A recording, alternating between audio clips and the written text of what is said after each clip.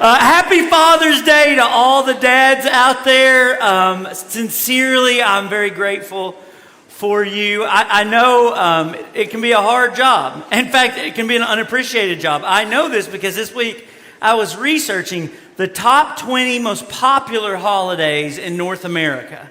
Number 1 is Christmas. Number 2, can anybody guess? Mother's Day. Yeah, that's right. All right, you got it. That's fine. I'm fine with number 3. No! Number 17 is Father's Day. Arbor Day is ahead of Father's Day. Josh will pay somebody $20 if they can tell him what Arbor Day is about. Anyway, happy Father's Day to all the dads out there. Dads are people who keep their pictures where they used to keep their money, and it can be an unappreciated job sometimes, and it's hard. The world gives us a lot of opportunities not to do it, but for all the dads who stick with it, who make a commitment to live a real life, not just life on screens or mediated with, substance abuse or substance like alcohol, to check out constantly, thank you.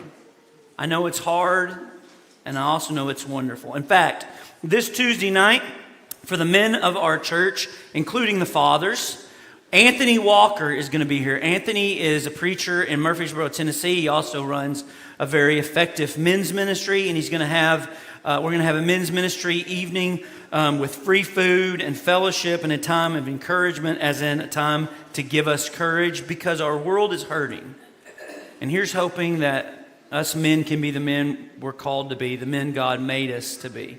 You may feel overwhelmed. You may feel like you don't have what it takes, but God honors a man. The Holy Spirit gives us power when we decide to step up and take responsibility for loving and serving our family.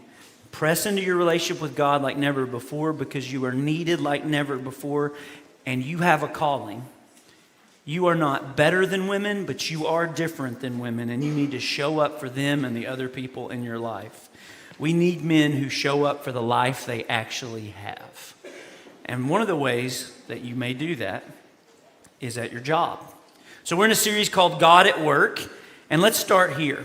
In 2001, the lead singer of Jane's Addiction, a band named Jane's Addiction, is a guy named Perry Falwell. Not to be confused with Jerry Falwell, that's a very different person.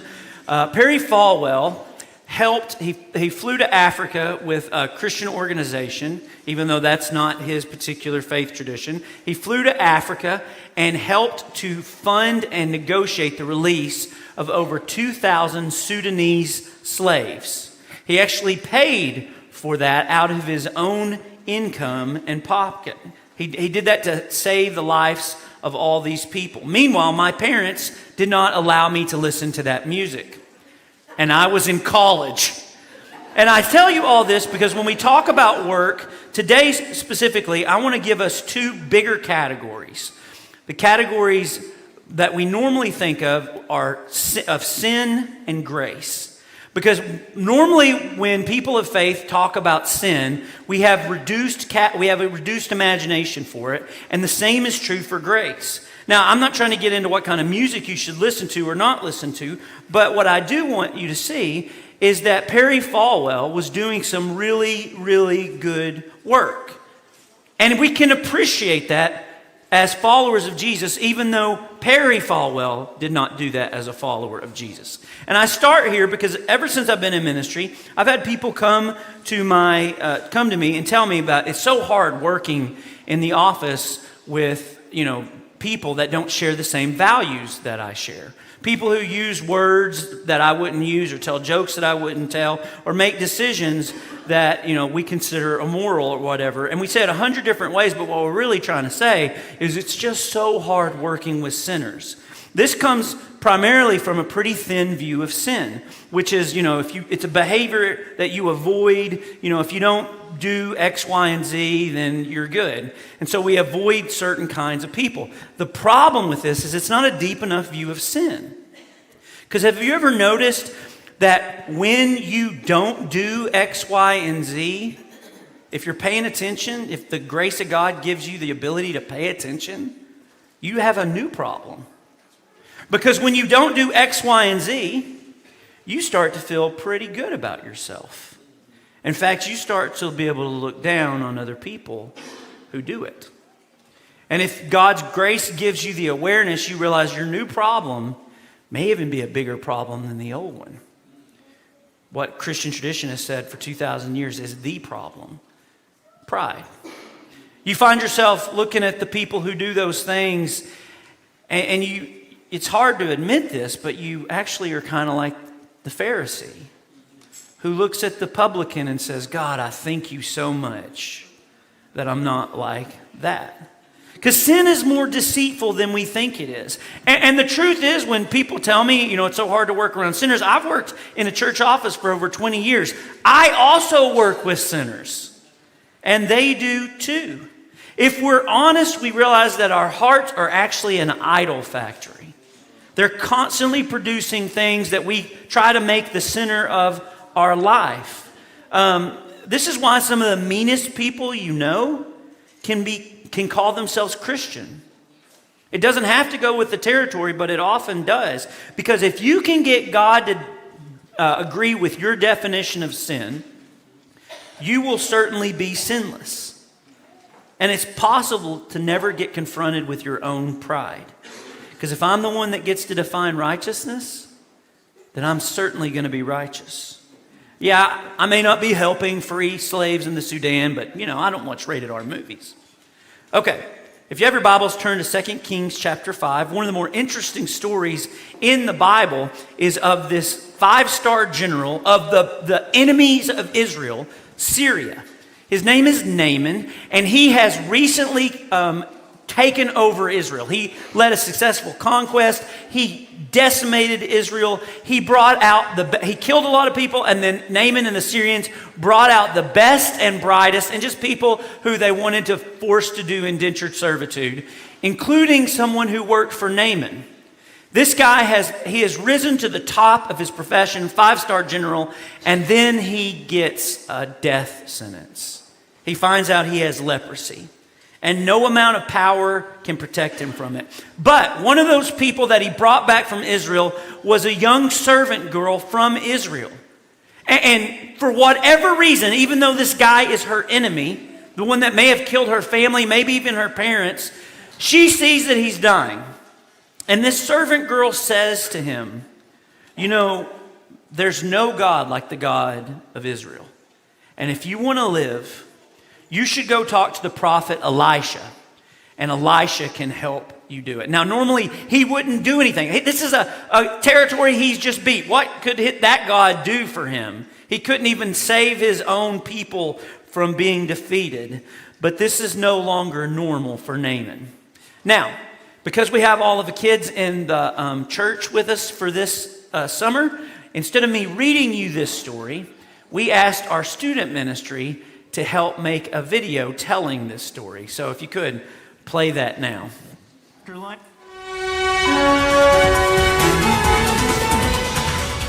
Good morning and welcome to PVCC News, where we don't report fake news, we report the good news. If you haven't noticed, over the past few years, people are catching the Holy Spirit. Young and old alike are lifting holy hands in worship to the Lord, and we can't get enough. The Living Out of Scripture has sparked an initiative among the young people of our church. That's right. The 1312 initiative is a petition started by the young people of our church. Teens and TAP have come together, encouraging members to embrace the tradition from 2 Corinthians 13:12, which says, "Greet each other with a holy kiss." The presentation from particularly the young men was said to be exuberant. If that practice catches on, Brother Bob better buy more breath mints. Tonight we have a special interview with Naaman, commander of the army of King Aram. Let's throw it over to our field reporter, Audrey. Thanks, Abby. Naaman, you have had an incredible experience with the prophet Elisha. Can you tell us a little bit about that? Yeah, so a couple years back I had this pretty bad bout with leprosy, and I went all over our country to try to find somebody who could cure me, and nobody could help me out. There were a couple people who said they could, but they were going to charge me an arm and a leg. It's a bad leprosy joke. You obviously look better. What did you do? Well, yeah, we had this servant girl who was working with us at the time, and she was from Israel, and she suggested that I go see this prophet of the Israelite God. So I got permission from our king, and we packed up some silver and some gold and clothes and headed on over. Word is he was pretty nervous about us coming, something about me having leprosy and being a warlord or something to that extent. But he didn't want to see us, and so he just sent us straight on to Elisha. Well, we heard Elisha's advice was a bit controversial. What was that advice? Well, he didn't really give us any advice at all. So back in my country, I'm a pretty big deal. But he didn't even come out to see us. He sent a servant to come out to see us. And the servant told me that I need to go and bathe in the Jordan River 7 times. Just a disgusting, filthy, gross river. Yeah, you probably weren't happy about that.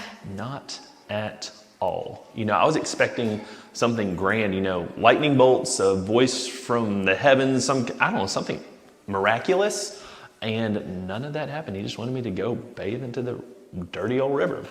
So I got angry, packed up my stuff to leave, but then our servant gave us some pretty wise advice. And what was that? Well, she said that if the prophet had asked us to do something grand, wouldn't you have done it? So why wouldn't you try to do something simple?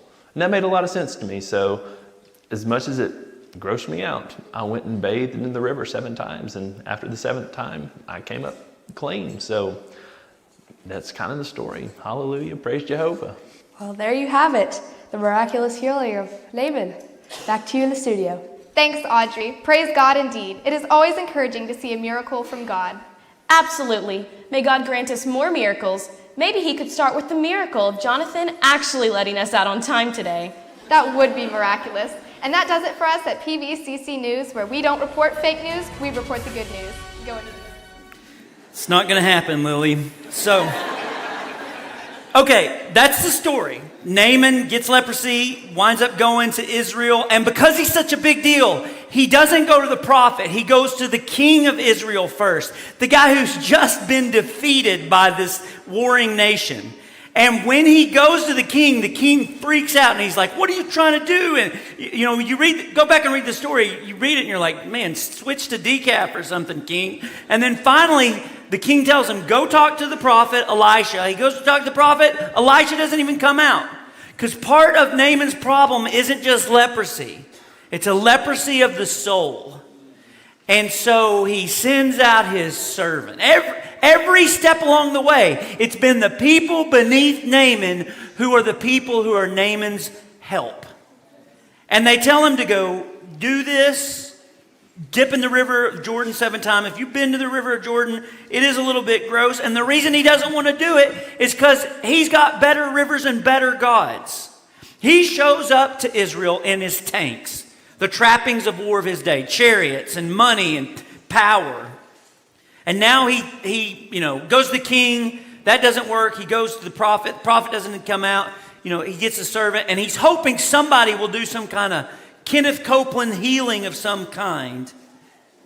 But instead he's told, go dip in a gross river. And the only reason he does it is because he's desperate. He is a successful person who's climbed to the very top, and now in the moment he finds himself staring at death, he discovers the thing that everybody eventually is going to learn. Death doesn't care about your status. It does not care about your rank, your salary. It's coming for us all. It is the great equalizer, sin and death.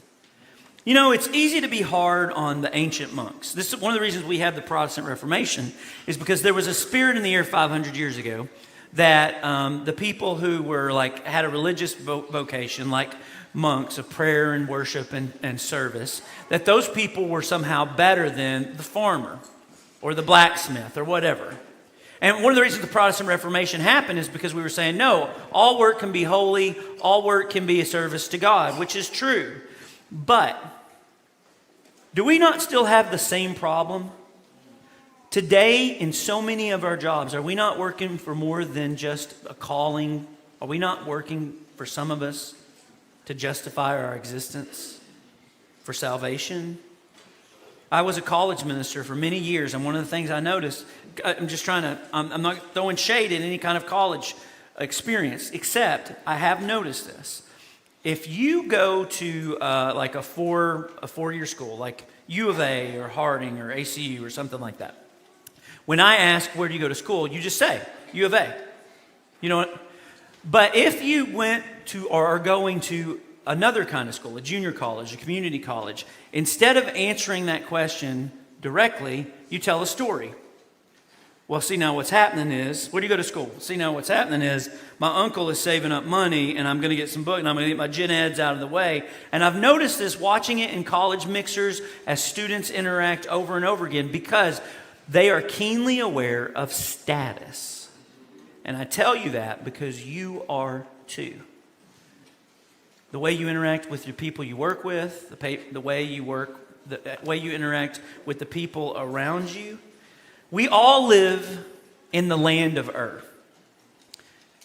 We want not just to be good, we want to be gooder. Not great English, but a good point. We want to be smarter, thinner, faster, stronger. We want to know how we're doing in life, so we look around and we compare. And this leads to a huge problem, one that makes us miserable. There's a Harvard Business Review study done a few years ago that took 500 high achievement professionals and it interviewed them. And almost to a person in the interviews, every one of those professionals brought up someone they worked with that was doing better than them. And they made themselves, these very successful people made themselves miserable by constantly comparing themselves to other people.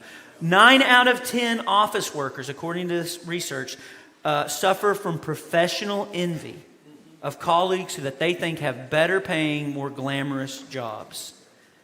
More than 2/3 of us feel a form of professional jealousy towards friends, and a third of us envy a partner or spouse's job. Because if we don't constantly remind ourselves as followers of Jesus of the gospel, and not just something we think about on Sunday mornings, but what it means for our actual existence, we will try to earn some kind of merit or salvation through our work. And the best way to know how well the gospel is saturating your life is, how do you view your job? Y'all know Mozart? You remember the guy who hated Mozart? Remember his name? I'm trying to see how cultured we are. Salieri, right? You've seen, there was a play, turned into a movie, but it was a real guy, right? And Salieri was a really good musician. And Salieri hated Mozart, even though he was a really good musician, because Mozart was just this once in a generation, more than once in a generation, once in 500 years kind of talent. And Salieri was crushed by being around him. Salieri called himself the Prince of Mediocrity. What an interesting thing to say. We talked a couple of weeks ago about how millennials, my generation, has really taken off with the phrasing of changing the world. A couple generations before them, it really started happening in the West, but my generation talked about changing the world a ton. So many books, 1.5 million books are in the U.S. Library of Congress about changing the world, making a dent in the universe. But underneath so much of that, I think, is the terror of being mediocre. We want to change the world. And by the way, these are good people. This is not selfishness. This is not entitlement. These people aren't lazy. They're talented, passionate, and caring. But they're looking for more than just a job. At our worst, we're looking for more than just a job or a cause. We're looking for redemption. We want our life to matter, but, and this is where you have to be honest with yourself, is that all? Or do you kind of want your life to matter a little bit more than the people around you? Because that's the definition of the fear of being mediocre. We want to be better. I like the way C.S. Lewis says this. Pride is essentially competitive. It's competitive by its very nature. Pride gets no pleasure out of having something, only having more than of it than the next man. We say people are proud of being rich or clever or good looking. That's not true. They're proud of being richer or cleverer or better looking than others. One of the surprising things about the Bible that I think people need to pay attention to more is the kinds of people that God works through. I mean, if you're a church person, you probably heard these stories and maybe you haven't thought about them. But think about who God works through. God works through pagan kings and armies and rulers and centurions as a way of doing something in the world. And he often does this without saving them and making them a part of the people of God. And that brings me to the Tim Tebow problem that Christians in America have. I think Tim Tebow is a great dude. I'm grateful for the, way he's a man that young men can look up to. I think he's a good athlete and a mediocre NFL quarterback. And I'm glad he's a Jesus follower. But what do you do when there's better quarterbacks out there that don't believe in Jesus? In Christian subculture that I grew up in, at least, every time there was somebody who had any kind of notoriety or public role who became a Christian, we celebrated that. Like it was a really big deal.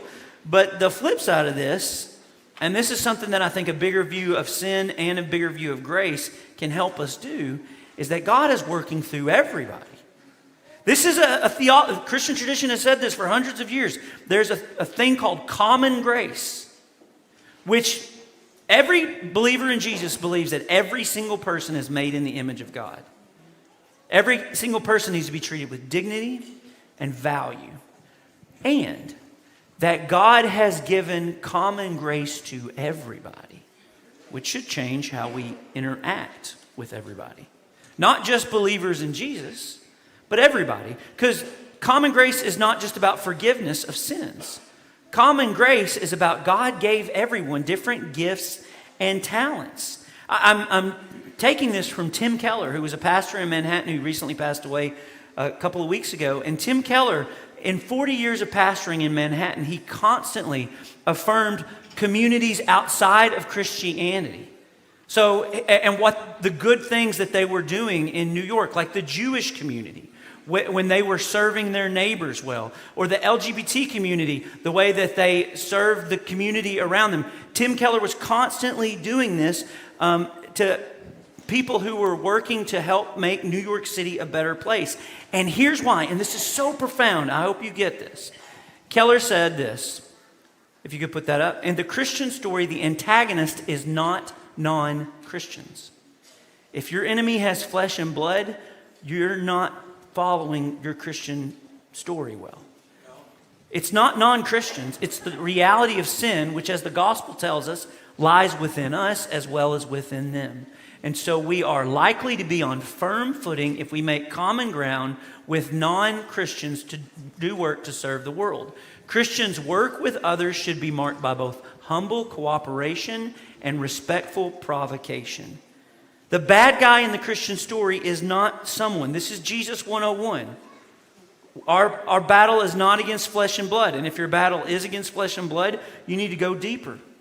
It's the broken reality that Jesus called sin. And because of the common grace of God working through every person God has made, people outside of our tribe, outside of our community, or outside of our faith, because we believe we can see the image of God in everyone, then this has got to change the way we work and interact with people who don't believe what we believe. So Keller goes on to say that people who understand the biblical doctrine the best ought to be at the ones who appreciate the work of non-Christians the most. Because if you're saved by grace alone, then your anxiety isn't about being a better father or mother than those people, or better artist or business person than other people.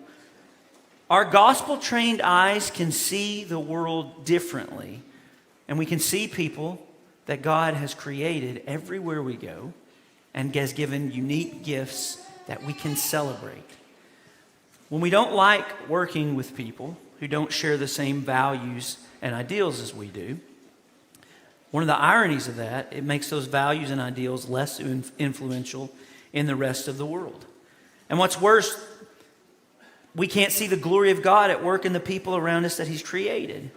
And this comes out 100 different ways, but you already know this is true, and I can prove it with this one question. Would you rather have working on you a bad Christian dentist or a good non-Christian one? We could take a vote, you could say what you wanted, but at the end of the day, when you get a cavity, I bet I know which way you really vote. This is to recognize the whole world is filled with the grace of God. You know, the thing about Salieri and Mozart is that he could have partnered. He was a very good musician. He could have been a part of Mozart's work. He could have appreciated the genius that was this once in, many centuries, prodigious thing. He could have enjoyed the finest music in the world right as it was being born. But he couldn't, because he just couldn't live having anybody more gifted than him. In fact, in the end of the story, he blames God. He's so mad at God because God made somebody better than him. You remember at the end of that story what Naaman says over and over again? Every time Naaman refers to himself after he gets delivered from leprosy, he refers to himself when he's talking to Elisha, when he's talking to everybody, as your servant. This guy goes in as a 5-star general and leaves as a servant.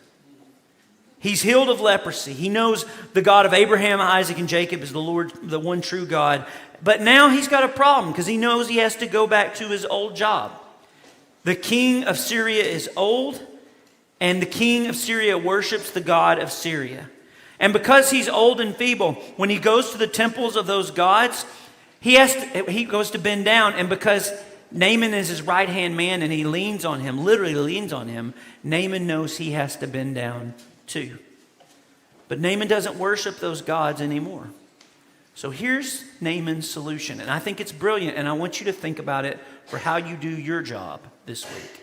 In verse 17 of chapter 5, Naaman says, "Please let me, your servant, be given as much earth or land or dirt as a pair of mules can carry. For your servant will never again make burnt offerings and sacrifices to any other god but the Lord. But may the Lord forgive your servant for this one thing. When my master enters the temple of Rimmon to bow down, and then he's leaning on my arm, and I have to bow there also, when I bow down in the temple of Rimmon, may the Lord forgive your servant for this." "Go in peace," Elisha said. So he's got to go back to his old job. He's got to go back into old temples that used to mean something to him, but now it's different. And what does he do? He asks for as much dirt from Israel as he can carry, so that when he kneels on that. It's his way of saying my responsibilities may be the same, but my relationship to them is different. Naaman will now serve his nation, but he will no longer worship it. He came in as a general and he left as a servant. Before this moment, Naaman thought that there were certain places that were, special and holy, and certain places that weren't. He thought there was a God of every land. Every nation had its own God. And now all of a sudden he realizes the God of Abraham, Isaac, and Jacob is the God of everywhere. So he takes his dirt to work to remind him of that. And maybe you need that too. Because God is not a reality present at a church service and not at a laundromat. God is not in the church building and not in the classroom. It's not about location, it's about orientation. It's not about where you are, it's about what you're aware of. I have noticed that in every job, there are competing storylines. You have a lot of people trying to tell us what it means, try to tell you what it means to be successful. And in ministry, this is just mine, I'm constantly tempted to find my identity in comparing to other people who are doing what I do. In fact, my first 5 years of ministry, I was really bad at that. I thought because I worked at a church that was bigger than the friends that I graduated college was, that I was really, really good at ministry. Turns out that's not true. The gospel keeps you in your job, able to force you to, or it gives you a new story to work with. So and this is complicated. I'm not drilling into details here because I think you have to have a bit of imagination. But think about this. When Naaman goes to Elisha and says, "Listen, I'm going to have to do this. I've got to, when I serve my king, I've got to bend down, take a knee in a pagan god's temple." And Elisha doesn't say, "No, You've got to stand for something or you'll fall for anything. You know, Elisha Tippins. That's a 90s country joke. So a very, very small group of people. I think about Hannah Brooks or Caleb Carlin, who was here today. Both young adults who are wanting to work in the entertainment industry. And both are trying to figure out, how do we do this? How do we navigate this world where we will have very little control over the kinds of work we do? We can draw some lines. We can have some boundaries. What does it look like to do that? Denzel Washington is one of the most famous Jesus followers in Hollywood. He works above the line, they call it. Denzel Washington gets to say what shows he's going to be in and what shows he's not. But a lot of times, when you work under the line, you have to find a way to be faithful to King Jesus in what you do. And I did Hollywood because I think that's a more striking example of something every single one of us have to do. How do you live in this world as a faithful follower of Jesus, working around sinners, aware of your own sin? How do you honor King Jesus in your work? Here's just one really good example. So at the church I used to preach at in Abilene, one of the members there was Grant Boone. If you are a big golfer or you're like watching the U.S. Open this weekend, you probably know who Grant is. He's on TV. He's in like the whisper corner. I don't know if that's a thing, but I think I've heard him say that. Anyway, Grant Boone was on the Golf Channel for over a decade. Kind of a big deal, and he did that. He's also Pat Boone's nephew, if that helps make him more popular for y'all or whatever. Grant Boone's a good dude. And he worked in a very cutthroat environment. And because it was such a cutthroat environment and because he had such a good job, after a decade of working there, at one point, one of Grant's friends stabbed him in the back and got him fired and took his job. And because Grant, throughout his decade at working at the Golf Channel, there was not a lot of opportunity. Like, people want you to be on there as a commentator, talking about, this putt's going to make it or not your testimony in Jesus Christ. And so because of that, working over 10 years at the Golf Channel, there wasn't a lot of opportunity for him to publicly live out his faith. And then he got fired for something that he was wrongly accused for, and someone else got his job. And everybody internally knew he had been wrongly treated. After 10 years of just good work with integrity, character, and talent, everything kind of stops and turns at Grant. And Grant, in this moment where everyone's paying attention, forgives his friend. And later, when I asked him about it, he said this: "I'd get fired every day if it meant having the chance to forgive." Because his moment of stepping forward and being clearly a follower of Jesus took 10 years to get there. And when it happened, everybody was paying attention. And the reason he was able to do that is because he wasn't playing the same game his friends were. He wasn't kneeling on the same dirt. And this is where we can learn from Naaman today, because the idols of his day are just as real and worshipped as our day. We are just as hungry to justify ourselves by how much we make or how much status our job gives us, but the gospel is giving us another story to work with. So, what does it look like to bring your own dirt to work? I'm serious. Here's some ideas. Maybe print off a verse and put it with you in your work truck or in your office or cubicle. Or maybe it's a quote, or maybe whatever it is, maybe it's just a visual reminder of who God says you are and who God is. Regardless of whether you are on the fast track in your career or someone else's fast track is passing you by. Regardless of promotions or bonuses or attaboys or attagirls, it is the reminder of who we are really working for and why. So let's go to work and let's bring our own dirt.